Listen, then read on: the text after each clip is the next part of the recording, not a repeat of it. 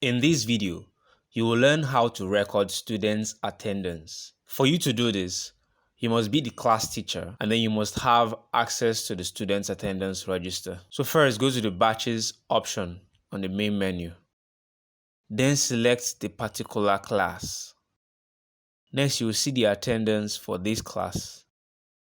And then how the software works is that it marks all the students present in all the school days.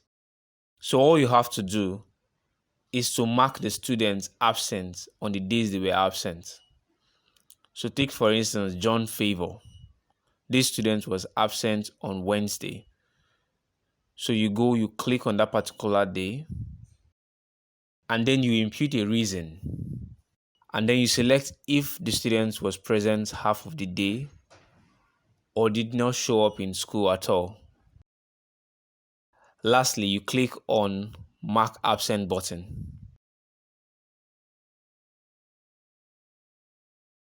You'll be notified and then clearly you will see here that the student has been marked absent.